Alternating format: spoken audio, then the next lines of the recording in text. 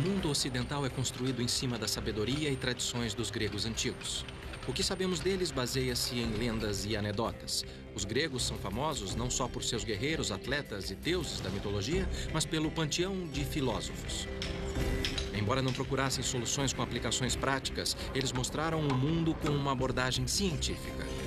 Ao se perguntarem sobre questões chaves do tipo de onde viemos e para onde as coisas vão, ou como as coisas funcionam e por quê, os antigos gregos foram os primeiros da história a olhar o mundo à sua volta com olhos inquiridores. Sua busca por uma compreensão das leis da natureza propuseram um mundo separado dos deuses. Isso deu início a uma nova era de pensamento racional que levou ao nascimento da ciência e da tecnologia. Esse é o legado da sabedoria dos gregos. Sabedoria e antiguidade. Os gregos.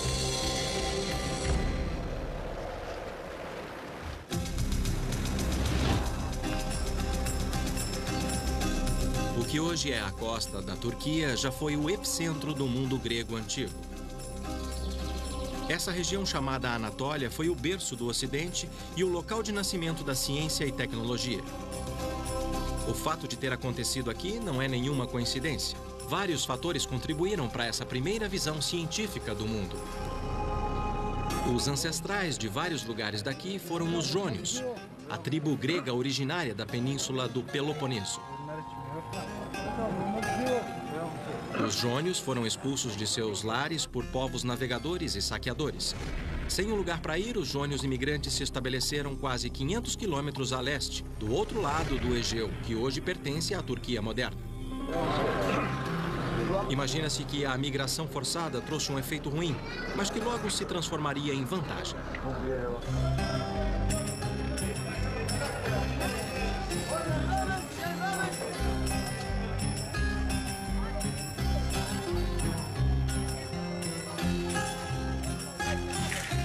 Vagando por uma terra estranha, os jônios abandonaram suas crenças e seus ancestrais. Com o tempo, isso gerou uma abordagem mais prática e racional da vida, pois eles não tinham certeza se seriam expulsos outra vez. Depois de perder tudo quando abandonaram sua terra natal, os jônios se concentraram no futuro e em ideias novas e bem-vindas, principalmente se fosse bom para os negócios.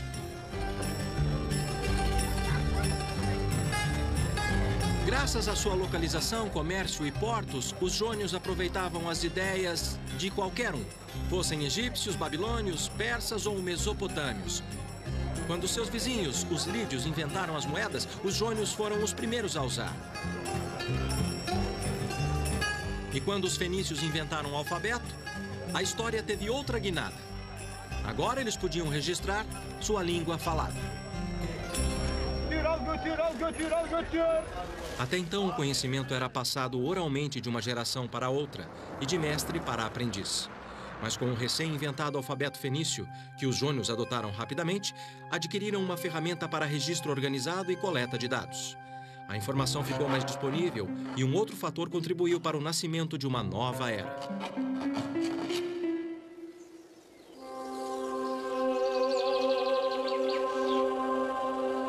Até aquela época, o mundo acreditava ser regido por deuses que expressavam sua fúria através de fenômenos naturais, enchendo os antigos de medo.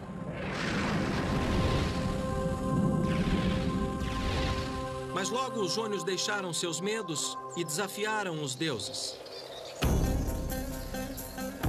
Essas são as ruínas de uma cidade que se tornou o trampolim para uma das descobertas mais incríveis da humanidade.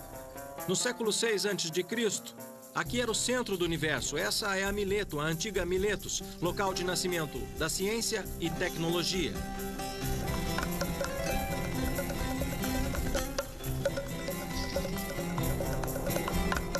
Encravada na colina, o horizonte acena. Livres de seu passado e arrastados para a prática, os jônios devem ter observado. Eu soube de um cidadão de Mileto que viajou pelo Mediterrâneo e tornou sua cidade famosa. Seu nome era Tales. Em suas viagens, ele juntou não só riquezas, como informação. Até onde sabemos, Tales foi a primeira pessoa a descobrir as leis da natureza.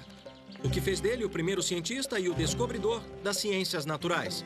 Suas observações revolucionárias e intuição provaram que havia ordem no mundo, não um mero caos criado pelo capricho dos deuses. Durante suas viagens, as mais notáveis para o Egito, Tales combinou suas observações com as deles.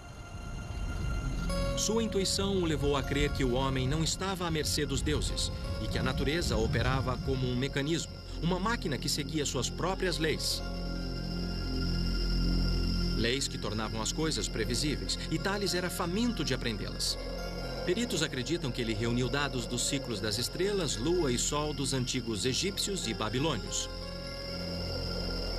Tales descobriu um padrão, e quando ele o aplicava para prever os fenômenos naturais, ele se tornou a primeira pessoa na história a prever um eclipse, o que deve ter realmente chocado o mundo antigo. Isso não provava que a natureza tinha leis que não eram regidas pelos deuses? Tales desafiou os deuses e logo desmistificou o mundo. Ele deixou de lado a tradição e, num esforço para entender as leis, fez uma pergunta crítica: por quê? Isso se tornou o fundamento da ciência.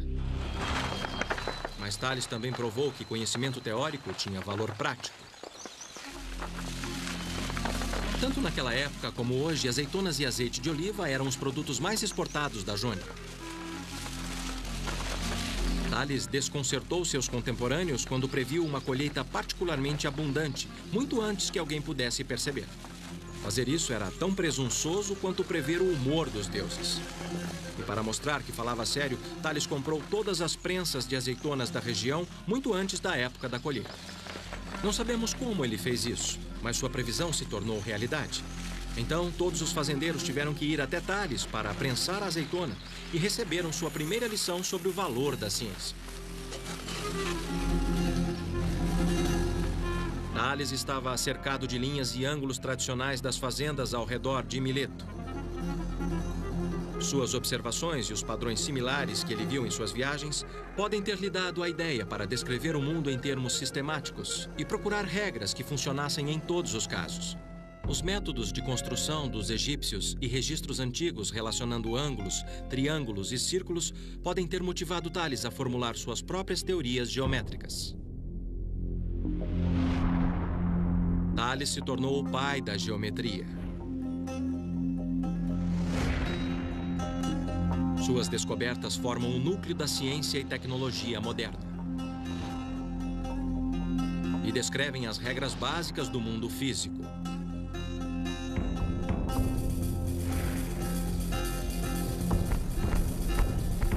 Minha parada seguinte foi em Priene, cidade a poucos quilômetros de Mileto, onde os gregos levaram a geometria para um nível literalmente novo.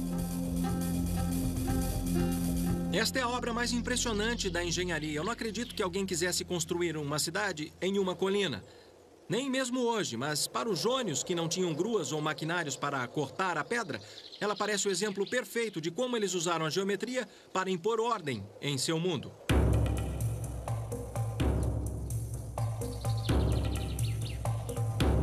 Acredita-se que no século IV a.C., cerca de 4.000 pessoas viviam aqui. Para organizar a cidade e deixá-la linda, os gregos usaram um sistema de grade. Ninguém sabe ao certo como eles criavam os quarteirões. Uma teoria diz que os arquitetos da cidade estabeleciam 2 quadrados nos cantos e estendiam para as laterais com cordas e cravos de madeira. Ao medir as diagonais do retângulo resultante, determinavam se os quarteirões tinham lados iguais. 2.500 anos depois, ainda usamos o sistema de grades. Ele define a maioria das cidades e centros americanos. Mas os jônios aplicaram o sistema de grades impiedosamente, ignorando as inclinações dos penhascos, a fim de estabelecer o traçado da cidade ao longo do acesso norte-sul. Assim, usavam o sol para aquecer a cidade no inverno e otimizar a circulação de ar da cidade para resfriá-la no verão. Isso foi demais.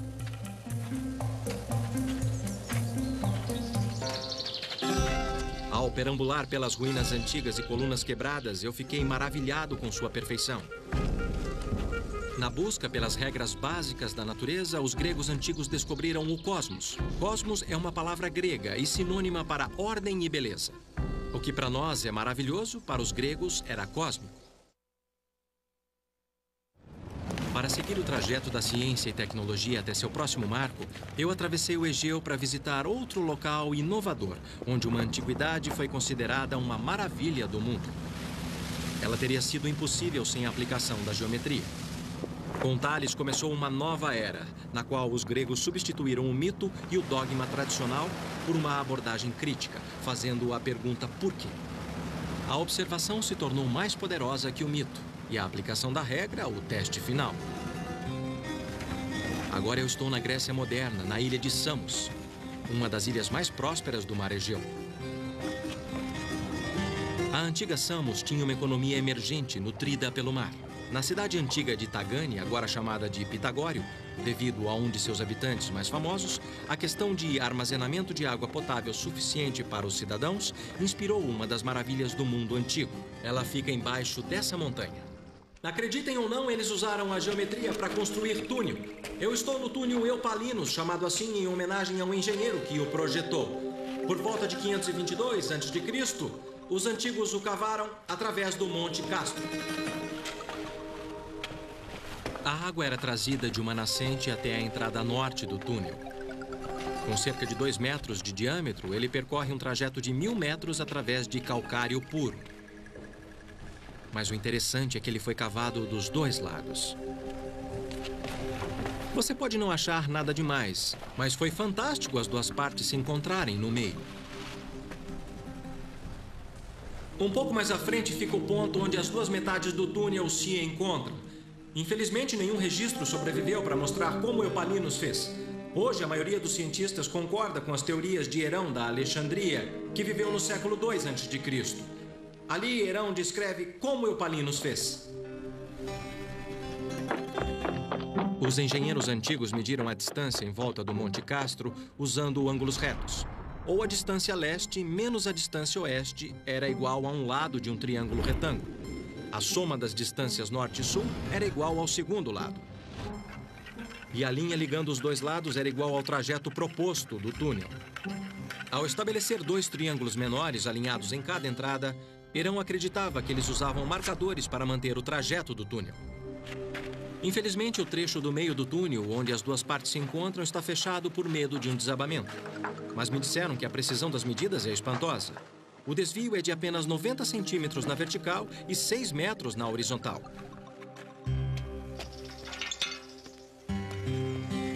Quase não dá para acreditar que eles usaram apenas picaretas, martelos e cinzéis para cavar 7.000 metros cúbicos de rocha. Calcula-se que eles precisaram de 10 anos e 4.000 escravos para terminá-lo. E para onde é que a água ia? Ia para lá? Na saída sul do túnel, a água passava por um duto subterrâneo até a cidade de Pitagório. A cidade que ficou famosa não apenas por suas águas refrescantes, como também por seu filho mais famoso, Pitágoras. Ele dizia que conheceu Tales quando era jovem. E como Tales, Pitágoras era um observador ávido. Mas Pitágoras também era músico. Ele tocava lira, um instrumento grego tradicional. A música era e é parte da cultura grega. Observação combinada com música e matemática levaram-no a uma importante percepção. Ao fazer experimentos com apenas uma corda, Pitágoras reconheceu uma relação espantosa. Algumas pessoas consideram Pitágoras um dos homens mais importantes que já viveu. Tudo começou com seu famoso experimento no monocórdio, quando ele abriu os olhos para um fenômeno espantoso. Ele descobriu que o tom de uma corda dedilhada correspondia à sua extensão, e esta é a parte crítica em uma razão que podia ser expressa em números. A teoria de Pitágoras era de que havia uma relação entre os intervalos musicais e a extensão da corda. Ele ligou as consonantes musicais à razão matemática. Essa razão representa os diferentes tons musicais.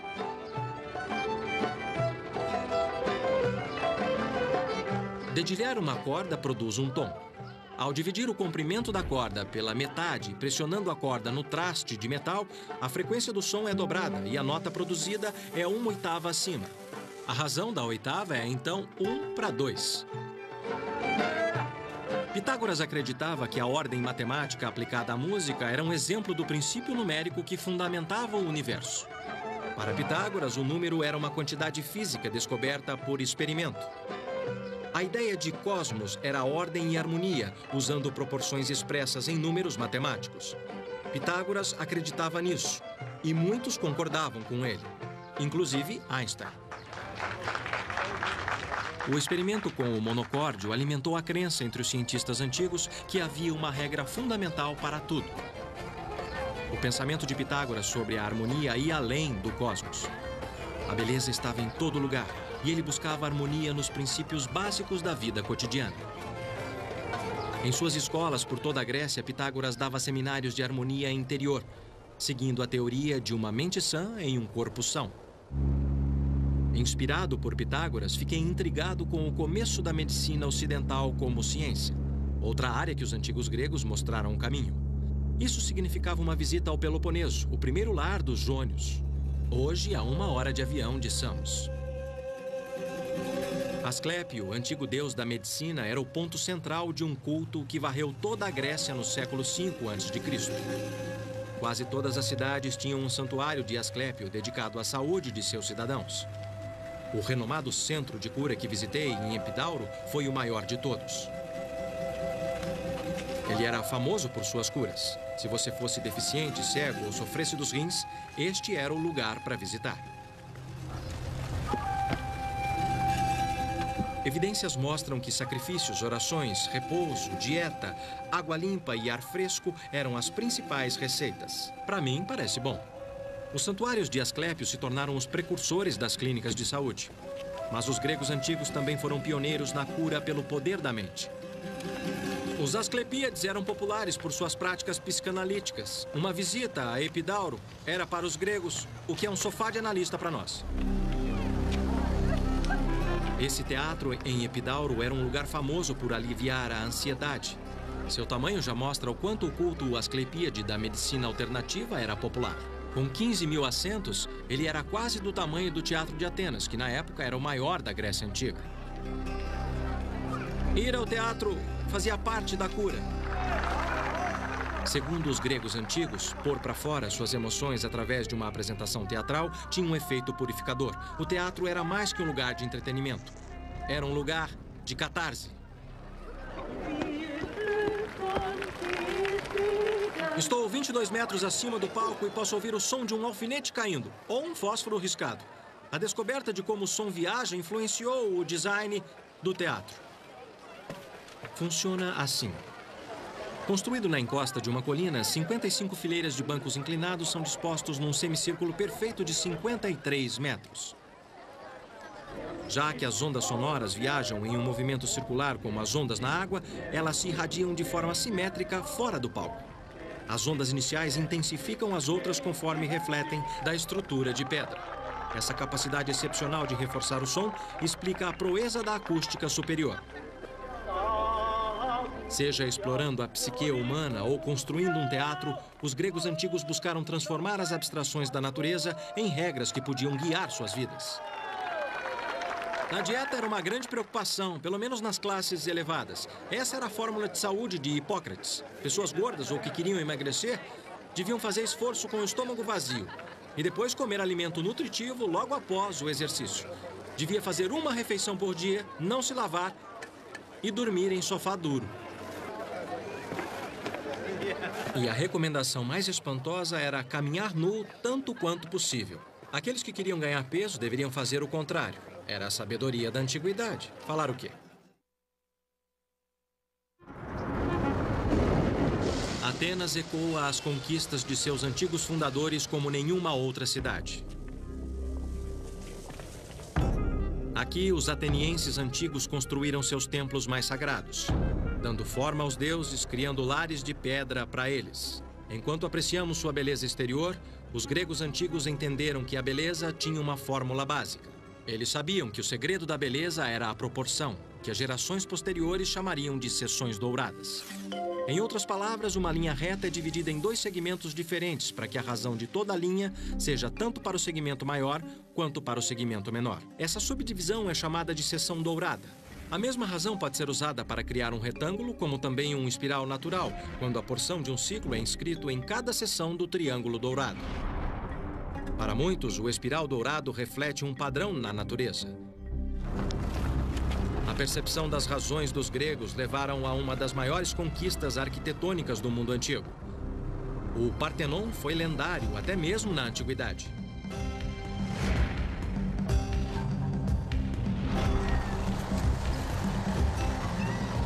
O Partenon deve seu nome a Atena Paternus, a deusa virgem Atena, para a qual ele foi dedicado. Atena era a deusa padroeira de Atenas e também da ciência e tecnologia.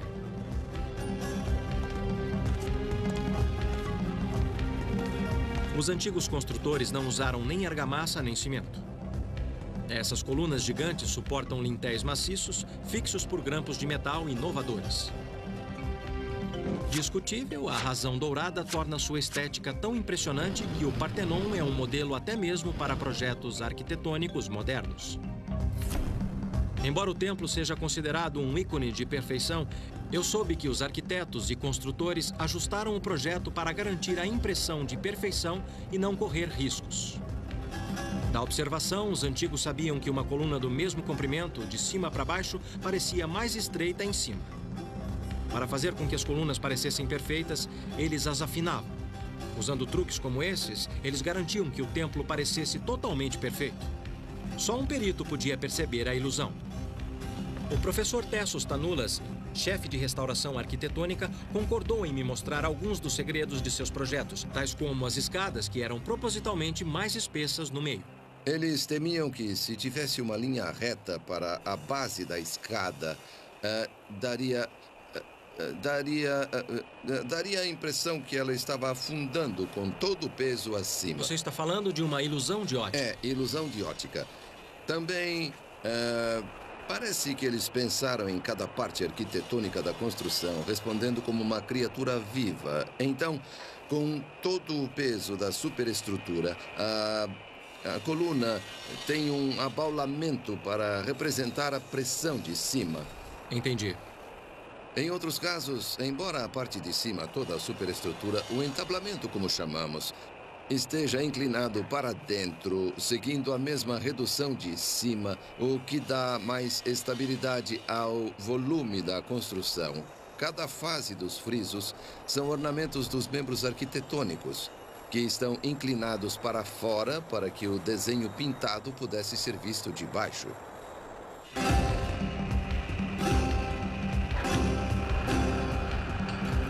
O Partenon passa por uma série de reparos. Graças ao milagre da ciência e tecnologia, ainda podemos apreciar sua glória. Ironicamente, na mesma época que esse templo foi construído, os gregos antigos também lançaram a base dessas máquinas modernas que agora o restauram. Arquimedes calculou que para mover uma pedra de 450 quilos, seriam necessários 25 quilos para fazer o trabalho. Usando uma alavanca de 40 unidades de comprimento com um fulcro no meio, a pedra não se move. Mas deixando o apoio a 2 unidades da pedra e colocando 22,5 kg na outra ponta, equilibra-se a alavanca, porque o comprimento médio desde o fulcro sobre 2 vezes 22,5 kg é igual a 450 kg. Acrescente 2,2 kg e Arquimedes podia colocar a pedra onde quisesse. O que a lei de Arquimedes diz, em essência, é: quanto maior a alavanca, mais fácil o trabalho.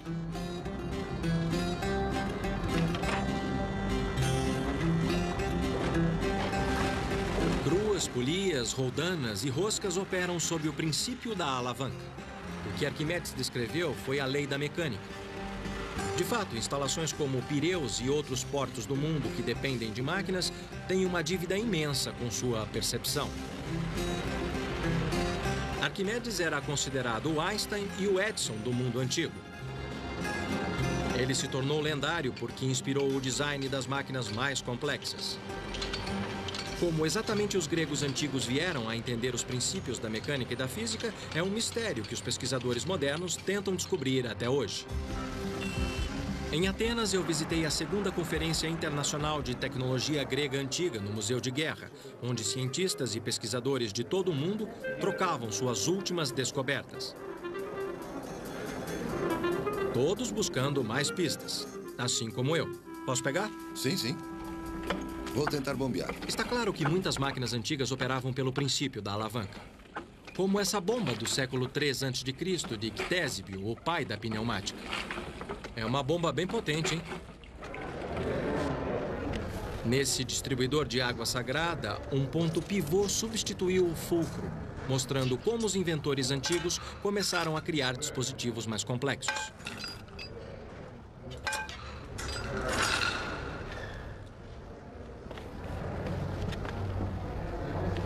Enquanto Arquimedes aplicava seus princípios de mecânica em propósitos práticos. Este dispositivo é o parafuso de Arquimedes. É uma máquina simples, mas engenhosa. É simplesmente um plano inclinado em forma de um tubo plástico. Quando o parafuso vira, o plano, o tubo leva a água para cima. Lá vem ela. Os egípcios usaram o parafuso de Arquimedes para levar água do Nilo e irrigar seus campos. Hoje, muitos acham que Arquimedes foi o primeiro a dar o passo de máquinas simples para máquinas complexas. As evidências de que os gregos já desenvolviam máquinas complexas começaram a aparecer há apenas um século. Em 1901, encontraram um navio naufragado na costa de Antiquitera, uma das ilhas Jônias ao sul do Peloponeso. Ele revelou pela primeira vez a enorme gama de ideias e conhecimento que os antigos tinham. As esculturas encontradas no naufrágio datavam do século I a.C. Ofuscada pela beleza das estátuas, os fragmentos de uma das maiores descobertas científicas da história passaram despercebidos até 1976.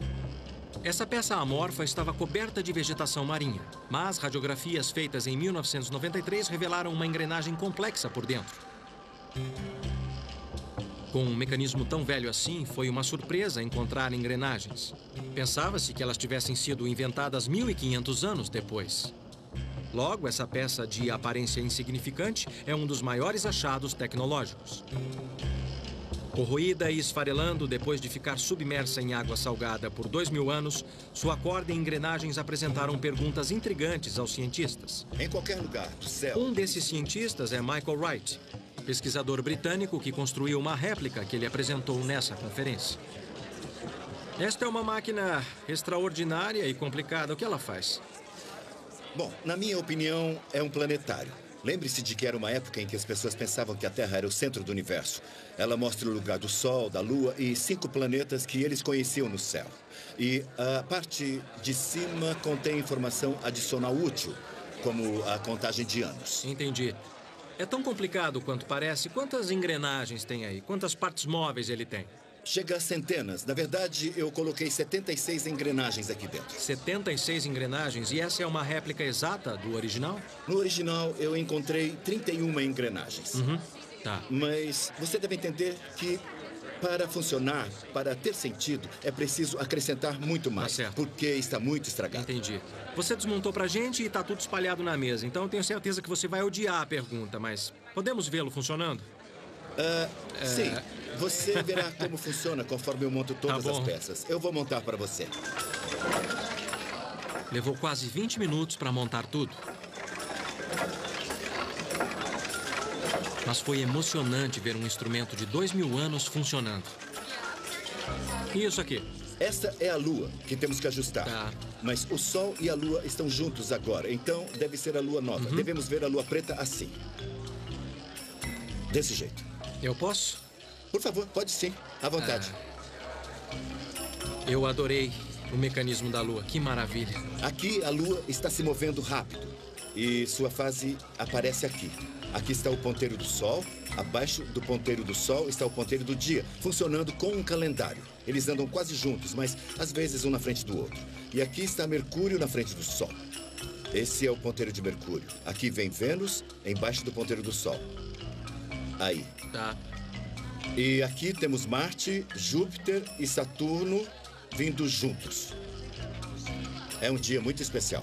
E Júpiter está alinhado com Marte. O inventor do mecanismo de Antiquitera é desconhecido, mas outros antes dele já tinham tentado construir um modelo dos céus em forma de máquina. Na verdade, os registros mostram mais uma vez que Arquimedes construiu o primeiro planetário. Infelizmente, tudo o que resta é essa gravura do século XVIII, chamada O Planetário de O'Rary, que sugere como poderia ser seu invento. Comparado com o conhecimento dos dispositivos disponíveis na época, a ideia de Arquimedes estava anos-luz à frente. Encontrar soluções práticas era uma coisa, mas fazer perguntas ousadas era outra. Quem iria fornecer as respostas se os deuses já não podiam? Uma coisa era dizer que Apolo empurrava o Sol pelo horizonte, e uma outra era perguntar por que os barcos flutuam. Na busca para entender o seu meio, os cientistas gregos antigos ficaram intrigados com a pergunta do porquê alguns objetos flutuam e outros afundam. Se você colocar uma pedra na água, ela afunda. E num espaço confinado, como este aqui, ela também derrama água pela borda. O que acontece é que esta pedra está retirando seu próprio volume de água. Isso se chama deslocamento de água.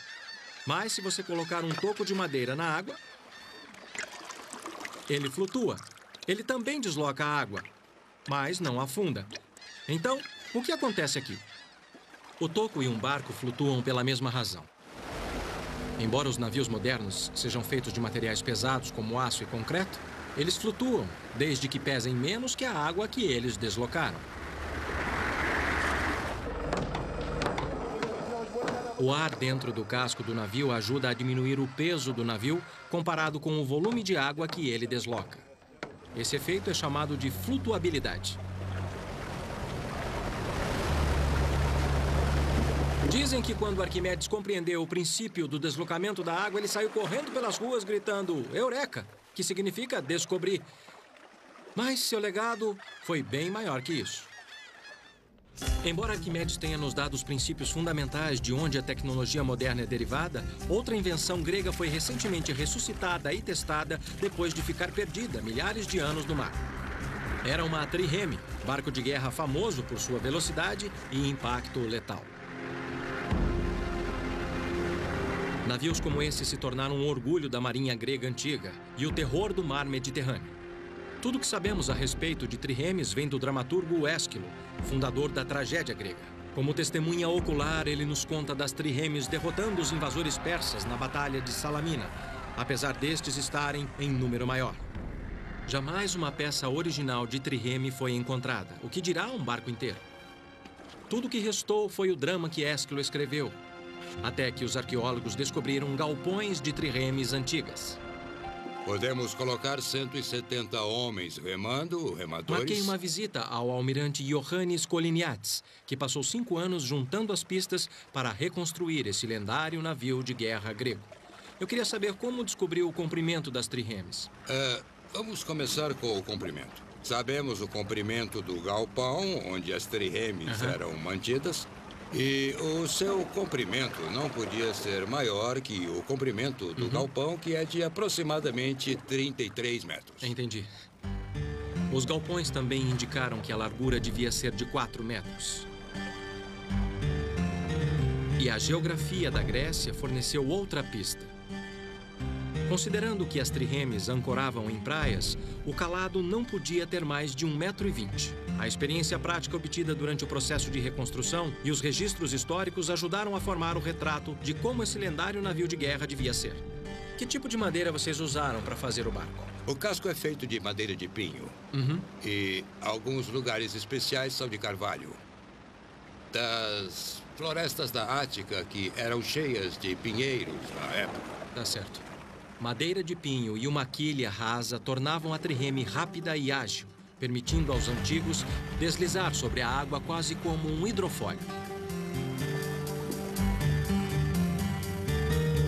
Outra fonte crucial para o segredo da trireme é uma lista de suprimentos navais atenienses, encontrada no século XIX. Ela incluía 170 remos, divididos em 62 para o convés, 54 para os convéses do meio e de baixo, e cada remo precisava de alguém para puxar.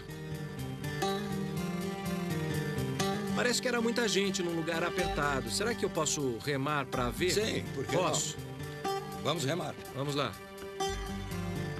E veja como é difícil chegar ao lugar. É difícil mesmo. Então você imagina como era difícil com 170 homens. Claro, é bem apertado, né? É bem congestionado. E você vai pegar o remo superior. É o mais difícil. É o mais difícil, mas eu sou iniciante, tá? Então eu vou pegar o do meio. Depois que você senta, não é tão ruim, não é? Como vê, então, eu tenho que ter mais inclinação para poder alcançar a água. E você está mais nivelado.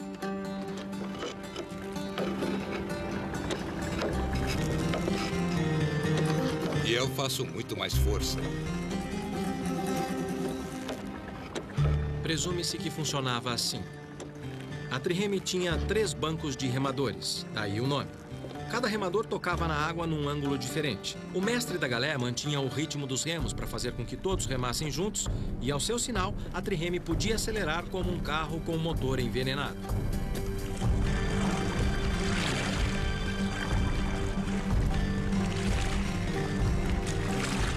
Usando todas essas pistas, o Olympias foi construído. E em 1988 fizeram os testes para ver se a réplica ficou à altura das triremes antigas.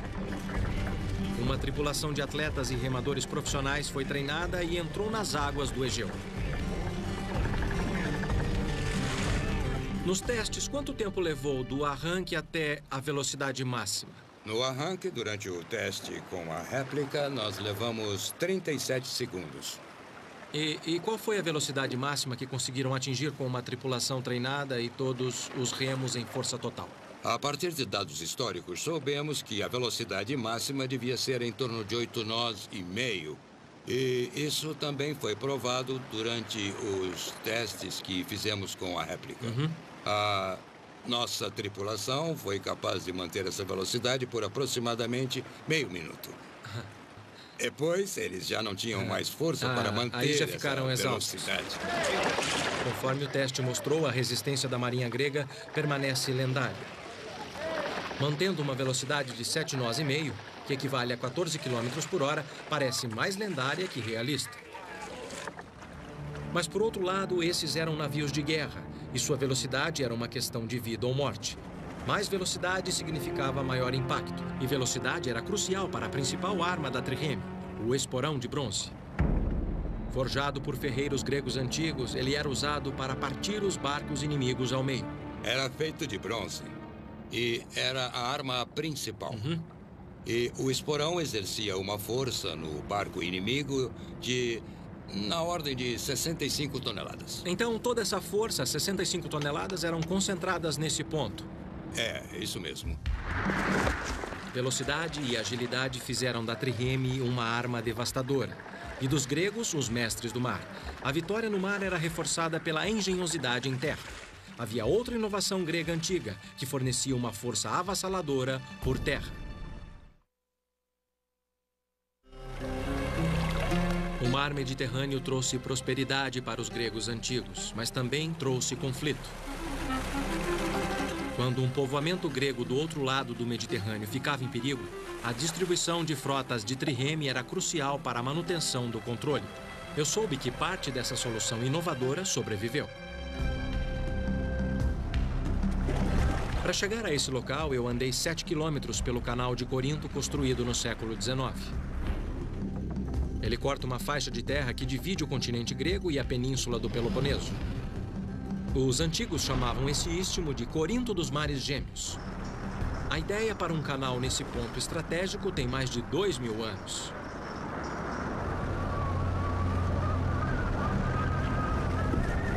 Periander, um dos 7 sábios da antiguidade, foi o primeiro a propor. Mas no fim ele recuou porque temia que isso desagradasse os deuses. Então veio o imperador Nero, que deu início à construção. Mas ele morreu e a construção não avançou. O mais incrível é que o canal de hoje segue seu plano. Fiquei me perguntando se Nero pensou que teria que remover 1.200.000 metros cúbicos de terra para terminar essa obra. Certamente teria valido a pena, pois esta passagem sempre teve um papel importante na história da Grécia para passar de um lado para o outro do Mediterrâneo. Exércitos, mercadorias e pessoas, tudo tinha que passar por aqui.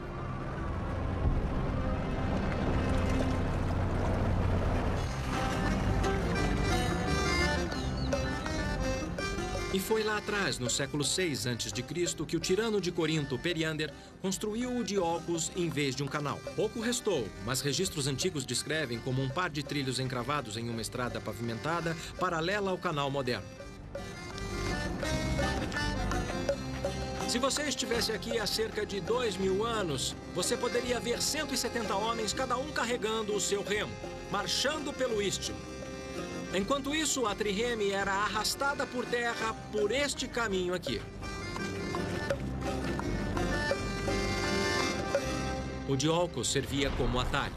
6 quilômetros por terra, em vez de navegar 600 quilômetros para contornar a península, tornou-se uma vantagem crucial na defesa costeira da antiguidade.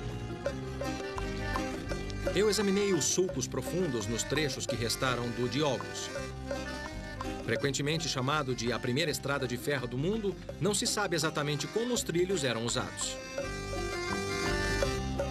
Mas seja qual for o método, deve ter funcionado muito bem, porque o Diolcos ficou em operação por 1.300 anos, transportando navios mercantes e de guerra para a grande glória da Grécia. Quase tão grandiosa, outra invenção antiga veio a calhar. Apesar de não ser um triunfo geográfico, ela supriu as necessidades espirituais da antiguidade. Acreditava-se que o ponto de encontro de duas águias marcavam o centro do mundo. No alto do penhasco do Monte Parnassus, lar das musas, fica Delfos, cuja origem da palavra significa útero ou umbigo. Dentro das ruínas do vasto complexo do templo de Delfos, eu encontrei uma réplica do ônfalo, a pedra que simboliza o centro do mundo. Mas algo bem maior me arrastou para cá, como arrastou milhares de visitantes nos últimos milênios. Desde 750 a.C., Delfos era famosa por seu oráculo, um lugar dentro do templo de Apolo onde os devotos podiam perguntar ao seu Deus sobre seu futuro.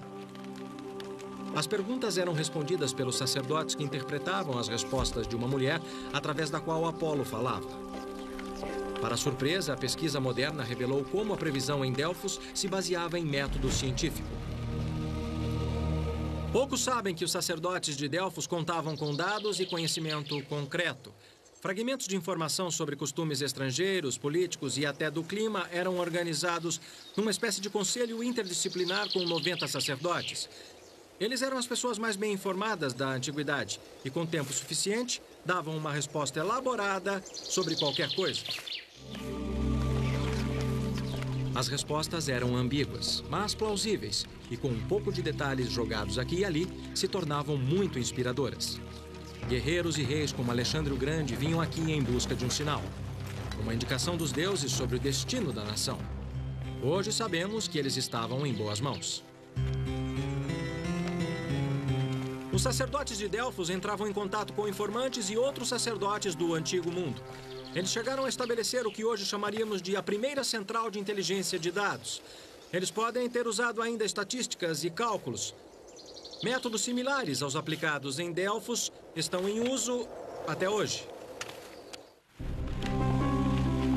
Confiando na informação em vez dos deuses, os sacerdotes de Delfos criaram a base para a reunião de dados. De fato, a metodologia de previsão do oráculo de Delfos é reconhecida no mundo dos negócios de hoje. É sempre comovente imaginar o grau de sabedoria da antiguidade. É tentador buscar no futuro respostas para questões de ciência e tecnologia que persistem, quando na verdade há pistas no passado. Os gregos antigos descobriram a relação básica de razões e números que, pelo que nós sabemos, ainda contém a chave do universo. Eles revelaram os princípios fundamentais da mecânica que governa nosso mundo e estabeleceram a base da tecnologia moderna. Foram os primeiros a fazer a pergunta crucial: por quê? E exigir uma resposta racional e científica. Em muitos casos, a resposta que eles deram continua sendo a melhor que nós temos. Na Grécia Antiga, há 2.500 anos, uma revolução mental fez o mundo tremer. E com isso, os gregos abriram nossos olhos, não apenas para as leis básicas da natureza, mas para um mundo e o universo distante.